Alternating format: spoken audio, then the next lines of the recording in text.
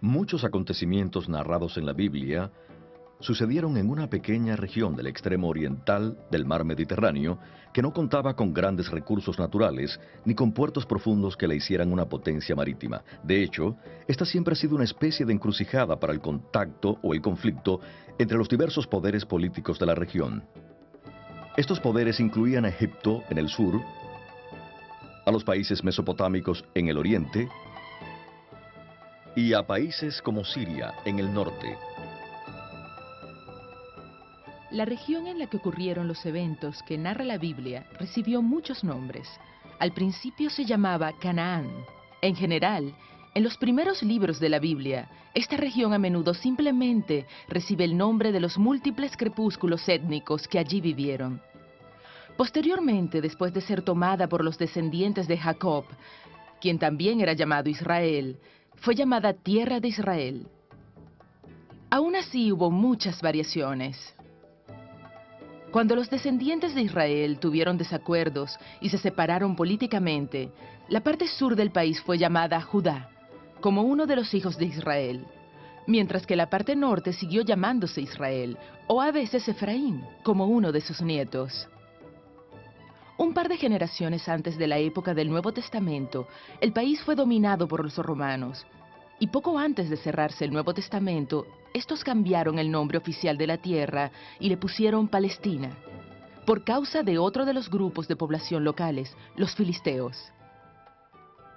Con el tiempo, la tierra de la Biblia se cubrió con toda una red de caminos internacionales, entre ellos una vía costera llamada la Vía del Mar, que conectaba Egipto con los países del norte y del este.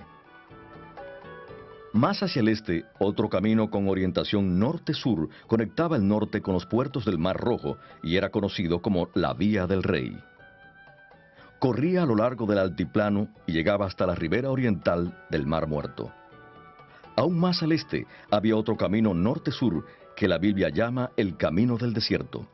Por la dificultosa topografía, había menos carreteras importantes que corrían de este a oeste. Una conectaba la ciudad portuaria de Gaza con destinos comerciales hacia el Golfo Pérsico. Una ruta de mayor importancia para el movimiento este-oeste partía de la Baja Mesopotamia y ascendía hacia el norte y el oeste siguiendo el valle del río Éufrates. Debido a las duras condiciones del desierto, en una línea directa este-oeste entre Mesopotamia y Canaán, esta ruta seguía el cauce del río y después giraba al sur, hacia Canaán. Esta fue la ruta que Abraham siguió al viajar de Ur en Mesopotamia hacia Harán en el norte, y de nuevo hacia Damasco en el sur, y luego hacia la tierra a la que Dios lo había llamado. También el mar Mediterráneo facilitó los contactos comerciales con los países del oeste, y hubo casos en que el mar también sirvió de ruta para las invasiones del occidente y del norte. La tierra de la Biblia no es precisamente fértil. Se encuentra en los límites del desierto, y de norte a sur de la tierra hay un descenso considerable en el promedio de precipitación anual.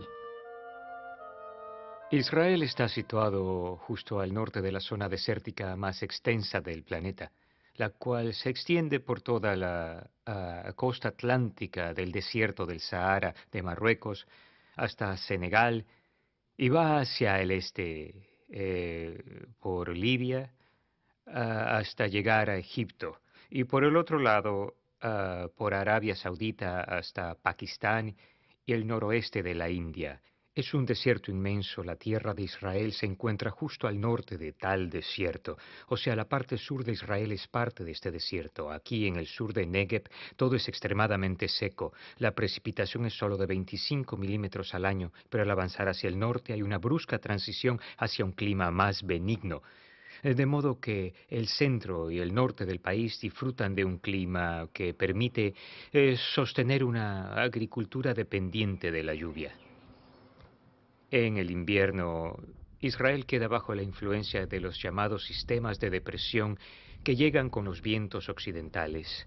Estos vientos traen lluvia, particularmente en el norte, debido a que la trayectoria de tales sistemas de depresión sigue por lo general una línea que va entre Chipre y Turquía. Relativamente pocos se dirigen al sur.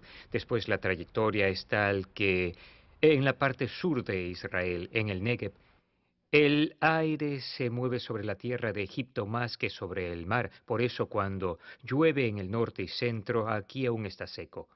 Solo cuando el viento se mueve en dirección noroeste, las lluvias penetran también en el Negev. A veces caen en el sur, pero es raro, por eso en Eilat solo caen 25 milímetros al año. Es uno de los lugares más secos del mundo, mientras que aquí llega a los 90 milímetros. Cerca de Beerseba llega a 200 y en Tel Aviv y Jerusalén llega a 600 o 700 milímetros.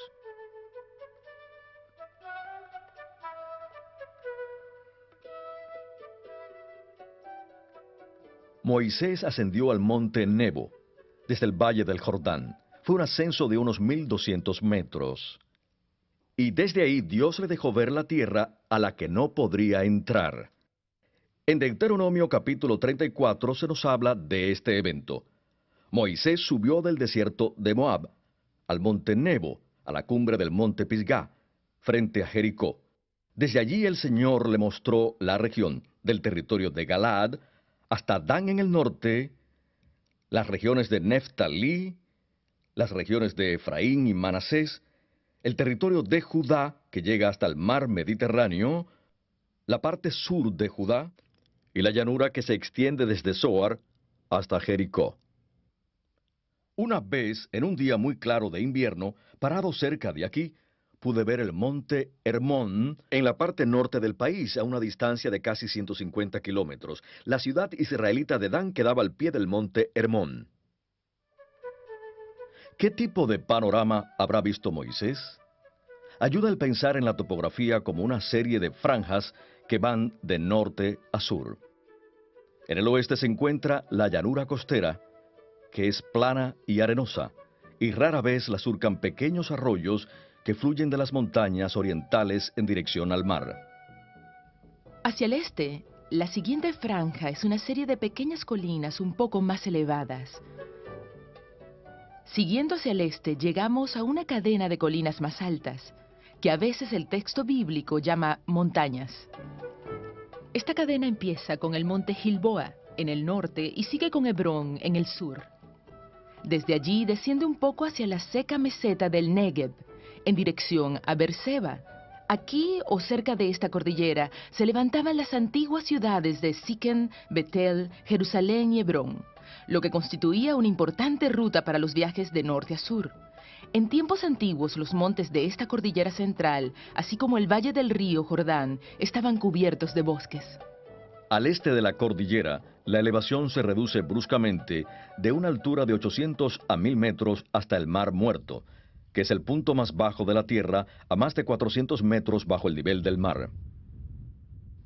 El Mar Muerto se alimenta del río Jordán, que baja del norte. El río nace en las faldas de la montaña más alta de la región, el monte Hermón, cuya elevación es de más de 2800 metros. El río fluye a través de un área pantanosa conocida como el Valle Uleg, y después desciende a través de profundos desfiladeros hasta el lago Kinneret, también llamado Mar de Galilea, que después de un recorrido de unos 50 kilómetros se encuentra más de 200 metros bajo el nivel del mar. Siguiendo del Valle del Jordán hacia el este, la topografía nuevamente se eleva hacia la altiplanicie en la Transjordania. Esta meseta donde se encuentra el monte Nebo tiene una elevación mayor que la cresta norte-sur al oeste del valle. Muchos de los mapas que usamos hoy se imprimen con el norte en la parte superior. Esto corresponde a nuestra orientación mental, donde el norte está arriba y el sur abajo. Sin embargo, no debemos dar esta orientación por sentada. Para algunas culturas de la actualidad, alguna otra dirección es la que está adelante, al frente de uno. Para quienes vivieron en la época de la Biblia, la orientación principal era la salida del sol, en el este. En hebreo hay dos nombres para el este. Uno de ellos significa el lugar donde el sol se levanta, y el otro es simplemente hacia adelante.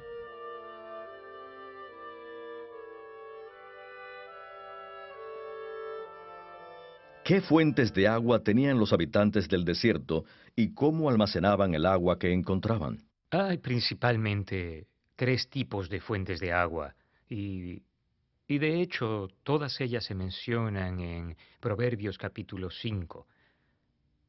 La cisterna que recaba el agua de la lluvia al fluir sobre la tierra, el pozo que baja a una especie de arroyo en un manto acuífero. Aunque la corriente parezca seca en la superficie, con frecuencia tiene agua a más profundidad. Y el tercero es el manantial, donde el agua literalmente fluye en algún lugar. Esta es la mejor agua, o agua viva. Un pozo es un hoyo cavado por el hombre hasta el manto freático. Dependiendo de la topografía, un pozo puede alcanzar una profundidad de hasta 20 metros. Por ejemplo, este pozo fuera de los muros de la antigua ciudad de Beerseba tenía que bajar por el cerro y llegar hasta el arroyo que corre cerca de la ciudad. Podemos tener una idea de su profundidad dejando caer una piedra y viendo lo que demora en tocar el fondo.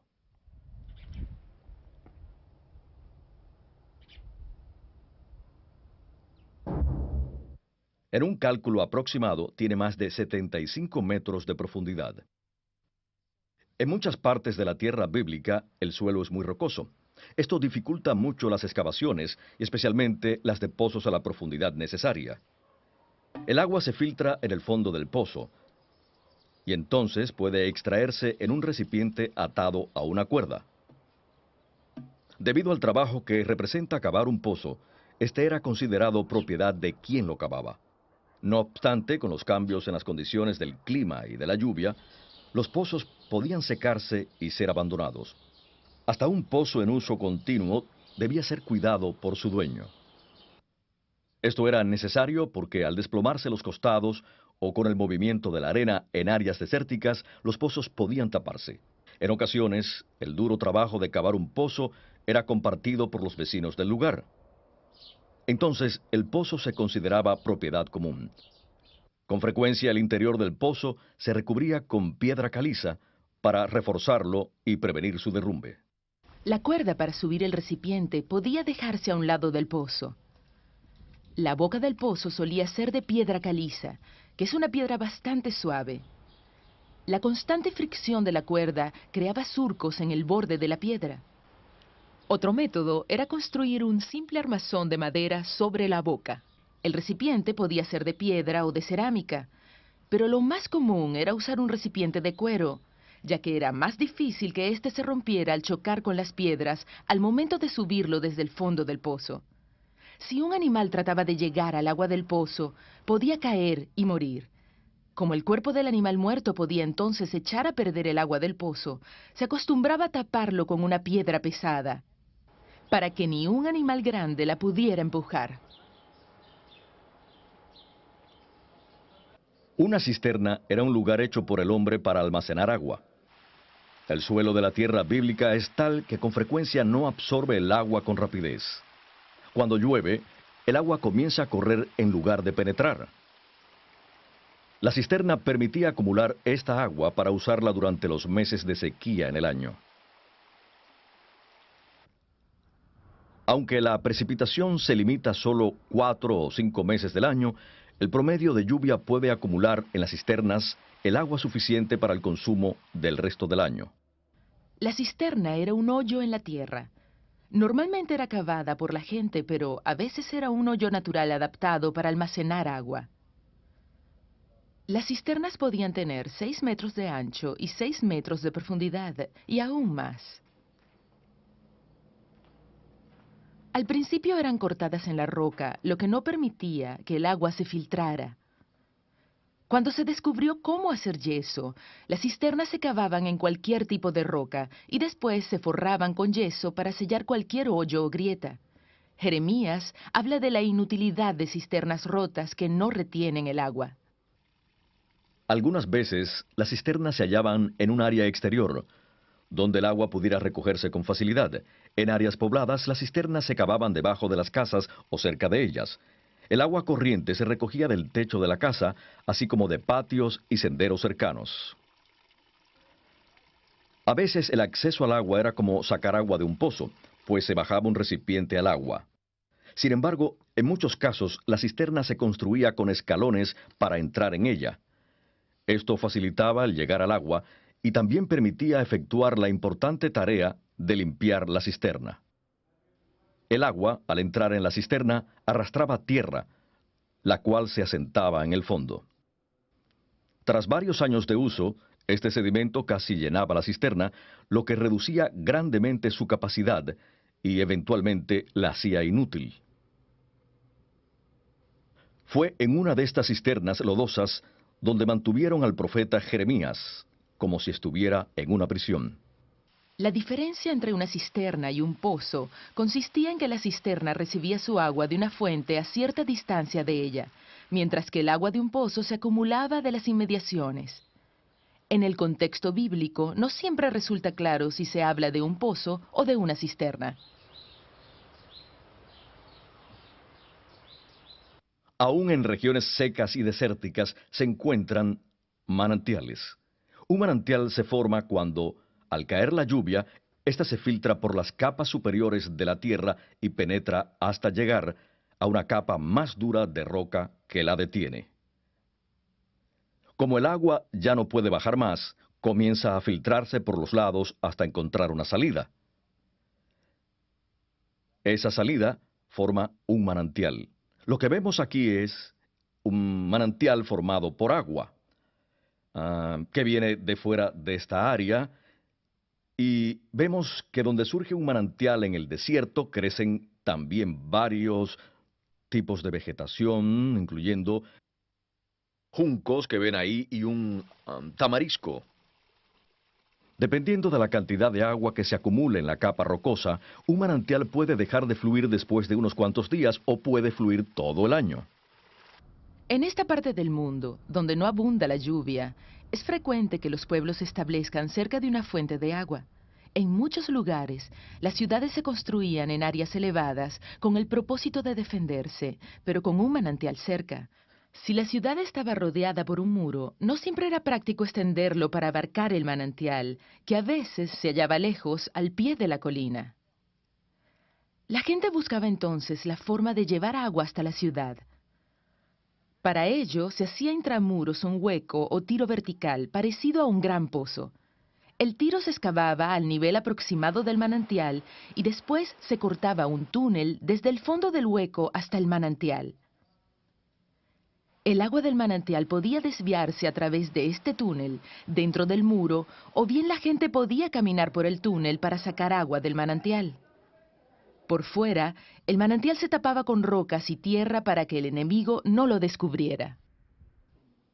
Fue a través de un túnel y de un tiro así, como Joab y sus hombres enfrentaron el reto de David de arrebatarles a los jebuseos la ciudad de Jerusalén. Cuando ellos descubrieron la entrada al túnel que partía del manantial, pudieron derrotar a los que defendían el túnel y entrar en la ciudad. Una propiedad era mucho más valiosa si tenía uno o más manantiales. Esto se demuestra en Josué 15 y en Jueces capítulo 1, donde la hija de Caleb no queda satisfecha con la tierra que le da a su padre hasta que él incluye algunos manantiales. Debido a que el agua era un recurso tan limitado y valioso, los manantiales son a veces el símbolo de la vida misma. Los profetas comparan la restauración de la fortuna del pueblo por parte de Dios con manantiales que brotan como torrentes en el desierto.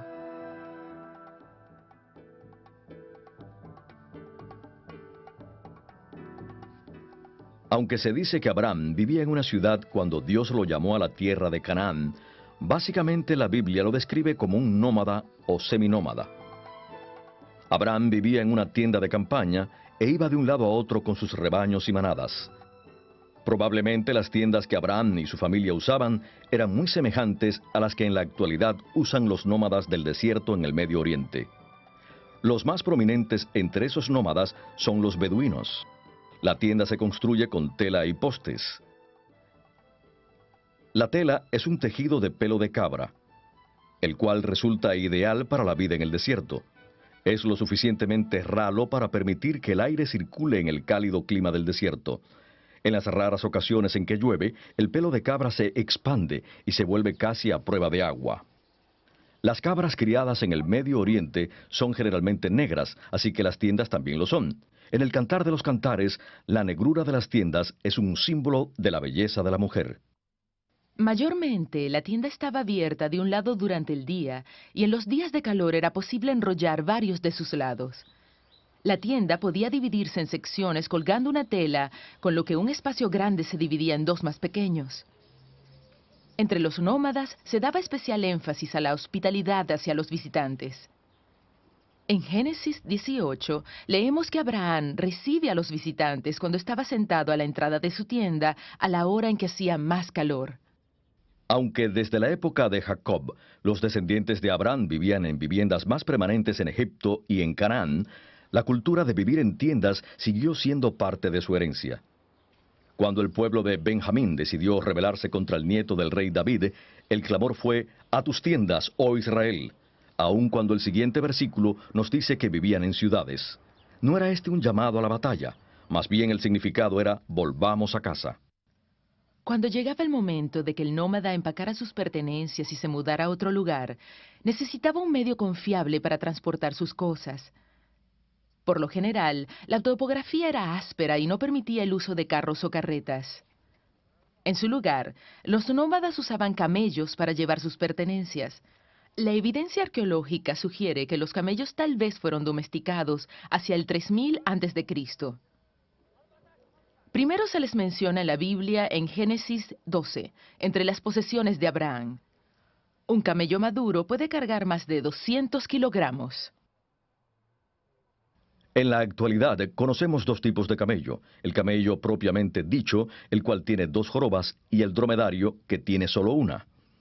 Era el dromedario de una joroba el que se encontraba en la tierra de Canaán, aunque los israelitas estaban familiarizados con el camello de dos jorobas, que podía encontrarse más al este y al norte en Asiria. Debido a esta joroba en la espalda del camello, para poder montarlo era necesario ponerle un asiento diseñado especialmente para ello. El asiento era de madera. Cuando se montaba el campamento, se le quitaba el asiento al camello y se llevaba a la tienda, donde se cubría con mantas. De este modo servía como un taburete para sentarse.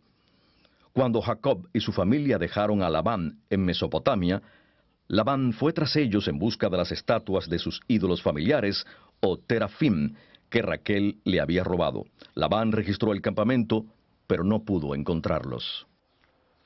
Cuando fue a registrar la tienda de Raquel, ella estaba sentada en medio de la tienda sobre la silla del camello, pues había escondido bajo esta las pequeñas estatuas y Labán no las encontró. El suelo de la tienda del nómada era la tierra misma que pisaba. Este suelo de tierra se cubría normalmente con esterillas tejidas con pelo de camello o de cabra o con carrizos. Después de que los israelitas capturaron la ciudad de Jericó, Acán tomó varias cosas prohibidas. No le fue difícil cavar un hoyo en el suelo de su tienda, esconder ahí las cosas robadas y cubrirlas con la esterilla.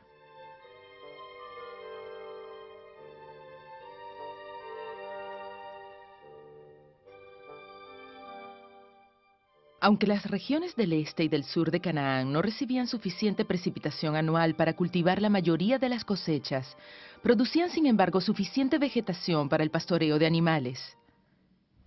Las ovejas y las cabras se alimentan no solo de pasto, sino también de hojas y brotes de árboles y arbustos silvestres. Esto significa que los antiguos pastores vivían como nómadas. En cuanto sus animales se comían toda la vegetación disponible en el área, tenían que irse de allí a otro lugar. El tamaño de un rebaño lo determinaba la cantidad de pasto que hubiera en el área. En una región donde una precipitación limitada significa una vegetación limitada, los pastores a veces tenían que competir por áreas donde alimentar a sus rebaños. Fue esta competencia la causa de que Abraham y Lot se separaran. Si un pastor encontraba una buena área para su rebaño en la cual podía permanecer algún tiempo, aún necesitaba agua para sus necesidades y las de su rebaño.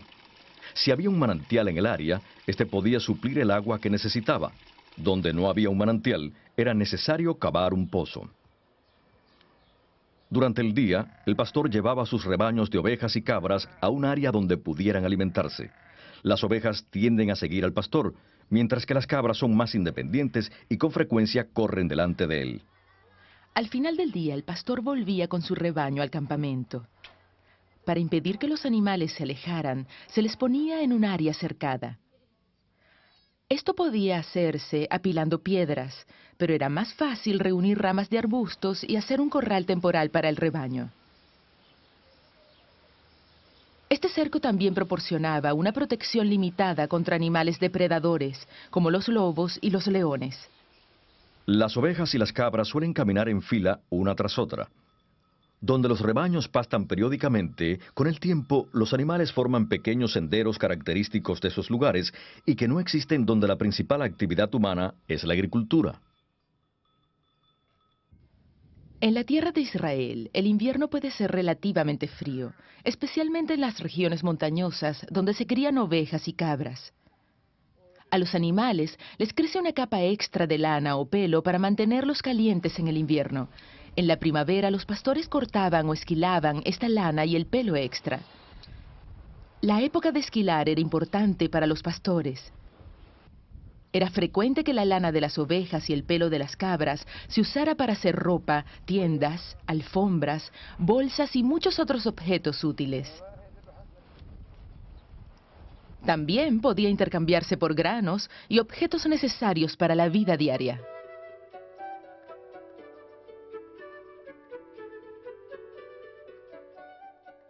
Jacob y su familia fueron a Egipto como pastores. Allí parecen haber mantenido esta forma de vida hasta cierto punto, y así encontramos a Moisés pidiéndole permiso al faraón para ir al desierto con sus rebaños y manadas. Sin embargo, los hebreos se habían más o menos asentado en un área de Egipto y al parecer también habían adoptado ciertas prácticas agrícolas. Cuando las tribus de Israel llegaron a Canaán, empezaron a construir casas y a preparar campos y terrazas para la agricultura regular. Esto fue especialmente así en el norte y en la parte occidental del país, donde hay suficiente lluvia para el cultivo. Aquí el paisaje típico se caracterizaba por las terrazas. Estas eran construidas para absorber la lluvia antes de que causara deslaves en las laderas. La producción de trigo y de cebada fue muy importante para la economía del Medio Oriente antiguo. En la tierra de Israel, en Levante, Siria y el norte de Mesopotamia y Anatolia, la cosecha dependía de la lluvia. En esas áreas se volvió muy importante la adoración de Baal o Hadad, dios de la lluvia y las tormentas. También entre los antiguos israelitas siempre estuvo presente la tentación de adorar a Baal. En Egipto y en el sur de Mesopotamia, las cosechas dependían de que los ríos se desbordaran y de la irrigación. En esas regiones se adoraba a los dioses de los ríos. Además del cultivo de granos, como el trigo y el centeno, otros varios cultivos eran fundamentales para la economía israelita. De especial importancia era el cultivo de la uva y de la aceituna. Muchas partes del país son ideales para el cultivo de la uva. Las parras se vuelven a usar año tras año. La preparación para la siguiente temporada consiste principalmente en recortar lo que creció el año anterior. Este corte, llamado poda, es radical. Una parra puede crecer muchos metros en una sola temporada, pero al final de esta se poda hasta dejar no más de una cepa en la tierra. Esta drástica poda asegura que en la siguiente temporada la fruta será dulce y jugosa. Las primeras uvas maduras aparecen en el mes de junio. La vendimia como tal comienza en julio y continúa durante todo el verano.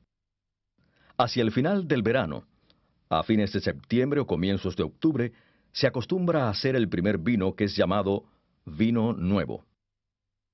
La cosecha de las uvas consiste en cortar uno por uno los racimos de uvas. Cuando las uvas se secaban al sol, para hacer pasas, estas, como los higos, se recogían en bloques y se prensaban para poder almacenarlas largos periodos de tiempo. Esos bloques podían llevarse en los viajes y proveían una buena fuente de energía en el camino. Sin embargo, la mayor parte de las uvas se usaba para hacer vino, que era la bebida fundamental en la casa. Los racimos se llevaban al lagar o prensa de uvas que con frecuencia se cortaba en la roca cerca del viñedo. A veces la prensa era muy pequeña y la usaba una sola familia para exprimir el jugo de una pequeña cantidad de uvas. A veces era una especie de prensa comunitaria a la que toda la comunidad traía sus uvas para prensarlas y cada familia tomaba su turno. Cuando los trabajadores pisaban las uvas, se partía la cáscara y al salir el jugo, el piso de la prensa podía volverse muy resbaloso. Normalmente se construía una estructura de madera sobre la prensa y se le colgaban cuerdas. El trabajador se sostenía de ellas y si resbalaba no caía en el jugo que estaba siendo extraído. Al pisar las uvas salían también las semillas. Si éstas se partían, entonces el vino salía amargo. Por esta razón, el apisonado se hacía con los pies descalzos para que las semillas no se quebraran. El jugo de las uvas exprimidas fluía del piso a un hoyo o a una cuba. De ahí se pasaba a recipientes de barro u odres de cuero. En unos cuantos días, el azúcar natural del jugo comenzaba a fermentar. Se le llama vino nuevo en las primeras etapas de la fermentación, cuando el contenido del alcohol es relativamente bajo. El vino nuevo solo se encontraba en otoño, a principios de septiembre.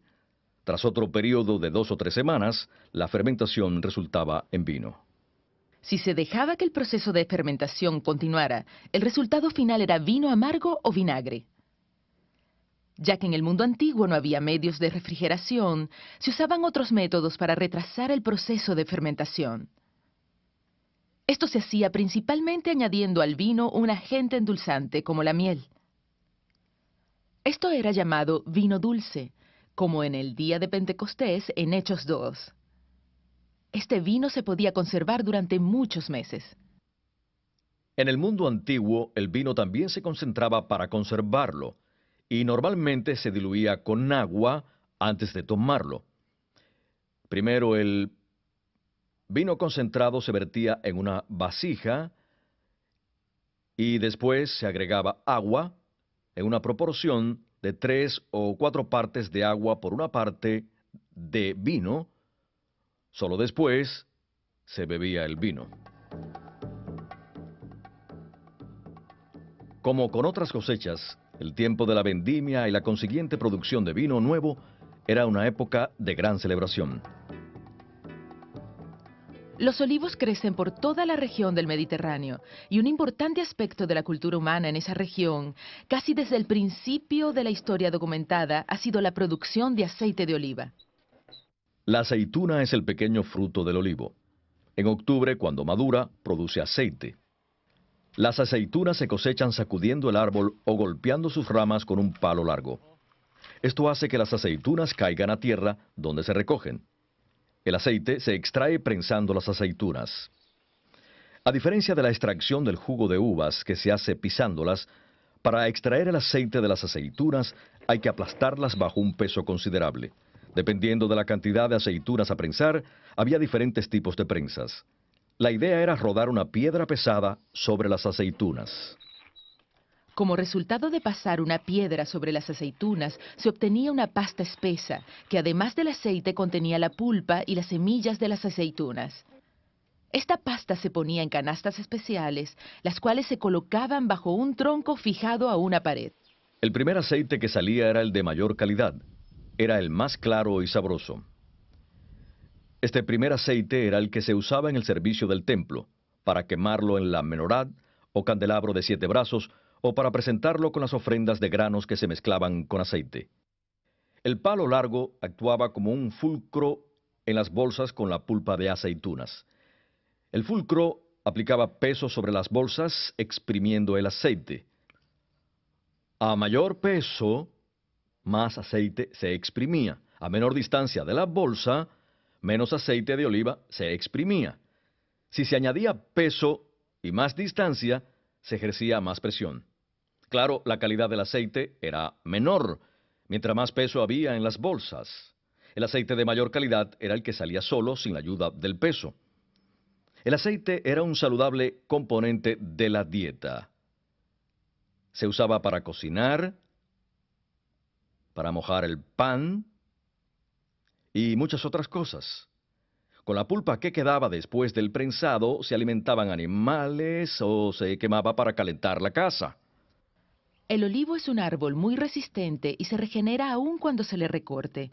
Por eso los nuevos retoños que brotan de un tocón muerto se usaban a veces como símbolo de la vida nueva.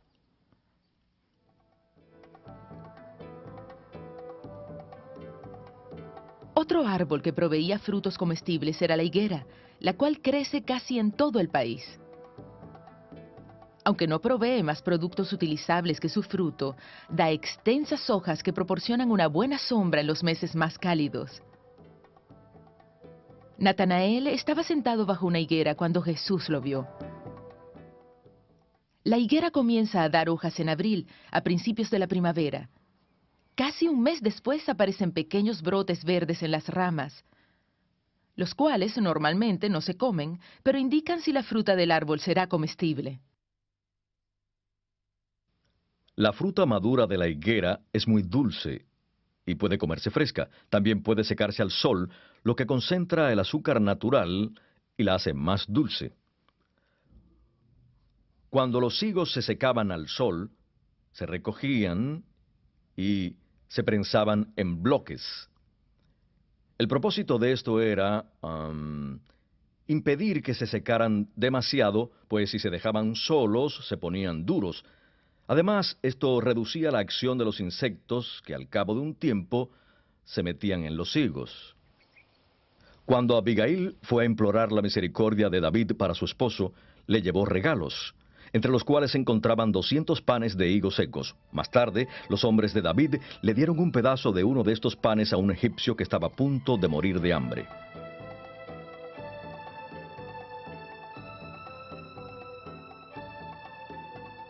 Aunque en la mayor parte del país cae lluvia suficiente para permitir el buen desarrollo de los cultivos, en muchos lugares el suelo es aún muy rocoso.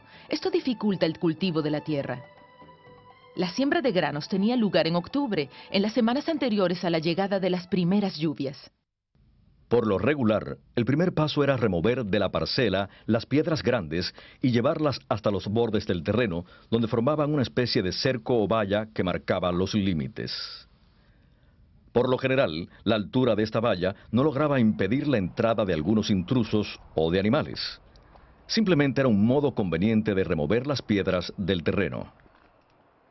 El siguiente paso era sembrar la semilla. La semilla se llevaba en una bolsa o en un pliegue de la ropa exterior y se sembraba lanzándola de modo que se extendiera uniforme sobre la superficie. Aunque la semilla era un producto valioso, la siembra no era una operación precisa. En la parábola del sembrador, Jesús dice que las semillas podían caer en lugares donde el arado no las cubriría. Algunas podían caer entre los espinos que crecían al borde del terreno, algunas podían caer entre las rocas, donde no podía ararse, y otras podían caer sobre los duros caminos que pasaban al lado del terreno. Después, el agricultor araba la tierra para cubrir la semilla. La semilla que quedaba en la superficie podía ser comida por las aves o las hormigas, y aún la que no era comida difícilmente echaba raíces. El arado era de madera, y solo la punta era de hierro y lo suficientemente fuerte para hundirse en el terreno rocoso. El arado se ataba a un animal, por lo general un burro o un buey. El animal llevaba un yugo alrededor del cuello y el arado se le ataba al yugo. A veces, cuando la tierra era particularmente difícil de arar, se usaba más de un animal. El yugo podía ser de madera o de cuerda. El granjero llevaba consigo la aguijada o una vara puntiaguda. Con esta aguijada podía mantener al animal en la dirección correcta y obligarlo a moverse si se ponía testarudo. La época de la cosecha era en la primavera o a principios del verano. La cebada maduraba antes que el trigo y estaba lista para cosecharse a fines de abril. El trigo maduraba varias semanas más tarde y estaba listo en junio, al comenzar el verano. Trigo y cebada, las dos principales cosechas de alimentos básicos en la época bíblica, crecían como muchos granos individuales en un tallo alargado que terminaba en una espiga llena de grano. El objetivo del proceso de la cosecha era obtener el grano de tal manera que pudiera usarse para alimento. Los granos individuales servían como alimento para la gente, especialmente después de molerse como harina. Esto significa sacar el grano del terreno, separarlo de la espiga, quitarle la cáscara externa y finalmente molerlo hasta convertirlo en harina. La primera etapa de este proceso era recoger el grano. Esto se hacía con una especie de cuchillo curvo llamado hoz. El segador tomaba con una mano un puñado de tallos y con la otra cortaba los tallos con la hoz. La verdadera operación parecía más la de arrancar los tallos que la de hacer un corte limpio. Con este haz de tallos, el segador hacía una gavilla, pues era más fácil manejar las gavillas que las pilas de tallos sueltos. También se podía parar una gavilla para que las espigas del grano quedaran separadas del suelo húmedo mientras terminaba la cosecha. Entonces se llevaban las gavillas a la era, la cual se encontraba cerca del terreno en que se cultivaba el grano. Según la ley israelita, cualquier tallo que se cayera debía dejarse en el terreno para que lo recogiera la gente pobre, por ejemplo, las viudas. Esto se llamaba rebusca. Esto es lo que estaba haciendo la viuda Ruth en los campos de Booz, cerca de Belén. La trilla es el proceso por medio del cual los granos se separan del tallo y de la espiga. Esto se realizaba sobre una superficie plana llamada era. Las gavillas se apilaban en el centro de la era, se tomaba el grano de la pila y se ponía una capa en el suelo o alrededor de la pila. Un tablón especial llamado trillo o tabla de trillar se pasaba sobre el grano. El fondo del tablón estaba tachonado de pequeñas piedras incrustadas en el tablón. El trillo era arrastrado por un animal mientras el trabajador normalmente se paraba o se sentaba en el tablón, añadiendo a este su propio peso. Al pasar las piedras sobre el grano, cortaban los tallos y liberaban los granos individuales de la espiga. La cubierta externa o cáscara que cubría el grano también se desprendía del grano. A veces se acostumbraba a insertar en el tablón dientes de metal en lugar de piedras. Este era un tipo de trillo más caro y más eficiente. Y es a este tipo de trillo al que se refiere la frase afilados trillos, la cual encontramos en algunos libros proféticos. Para cantidades pequeñas de grano, lo normal era desprenderlos del tallo usando un tipo especial de pala o una vara. Aunque lo apropiado era trillar el trigo al aire libre, donde el viento pudiera llevarse los desperdicios, en el libro de Jueces leemos que Gedeón estaba trillando trigo en una prensa de uvas. Estoy parado dentro del tanque de una prensa de uvas. Podemos ver que es un hoyo en el suelo. Gedeón estaba parado donde podía esconderse de los madianitas. La acción para trillar un poco de grano comprendía el sostener una vara y golpear las espigas para separar el grano del tallo. La ley israelita ordenaba no poner bozal al animal que trillaba, para que éste pudiera comer el grano y la paja de la era. La trilla producía una fina mezcla de granos, cascarilla y paja cortada. El siguiente paso era separar el grano del material cortado y suelto, que se conoce como paja. Este paso se llamaba aventado y se hacía en 2 etapas. En la primera, se aprovechaba la diferencia de peso entre el grano, que era más pesado, y la paja, que era más ligera. El trabajador usaba una horqueta de madera para lanzar al viento la mezcla de la era. La paja, por ser más ligera, volaba, mientras que el grano, que era más pesado, caía frente del trabajador. Puesto que toda la operación tenía lugar al aire libre, era inevitable que también se mezclaran pequeñas piedras con el grano. Por esta razón, la siguiente etapa del aventado era separar las piedras de los granos. Para esto, se usaba una canasta redonda y poco profunda. El fondo de la canasta estaba hecha de malla, lo suficientemente floja para permitir que pasara el grano, pero lo bastante apretada para atrapar las piedras. A veces, esta operación se repetía usando una canasta con una malla aún más fina. Hubiera sido posible preparar harina con todo el grano tan pronto como se cosechaba. Sin embargo, el grano entero podía almacenarse más tiempo que la harina sin que se echara a perder. El grano se guardaba en una estructura especial llamada silo o granero. En algunas traducciones a esto le llaman bodega. Debe tenerse en cuenta al traducir que el único propósito de esta estructura era la de guardar el grano. No era un edificio donde entrara gente. El grano entero se molía entre dos piedras según se necesitara harina para preparar la comida. Normalmente la gente molía solo el grano necesario para el día, pues la harina restante podía quedar rápidamente plagada de insectos. Hay diferentes tipos de muelas o piedras para moler, mencionadas en las Escrituras. En el Antiguo Testamento, un molino de mano consistía en una piedra grande, de fondo rectangular y en otra pequeña encima. El grano se ponía en la piedra de abajo y la piedra pequeña se frotaba sobre el grano para triturarlo hasta convertirlo en harina. Este trabajo normalmente lo hacían las mujeres temprano en la mañana, antes del amanecer. Era un trabajo arduo y llevaba mucho tiempo. Se estima que para producir la harina suficiente para hacer pan para una familia de 5, era necesario moler más de 3 horas al día. El sonido del molino en la mañana, bajo la luz de una lámpara de aceite, simbolizaba estabilidad y seguridad. El profeta Jeremías describe la tragedia que caerá sobre su pueblo cuando cita a Dios diciendo: «Y haré que entre ellos desaparezca el ruido del molino y la luz de la lámpara». En la época del Nuevo Testamento había otro tipo de molino. Este consistía en 2 piedras planas y redondas, una encima de la otra. El grano se ponía entre ellas y la piedra de arriba se hacía girar con un movimiento circular sobre la piedra de abajo. El molino de la casa era lo suficientemente pequeño para darle vuelta a mano. Pero había una versión más grande y pesada, construida bajo el mismo principio, que hacían girar los animales o los esclavos. Los molinos funcionaban mejor si eran de piedra dura y áspera.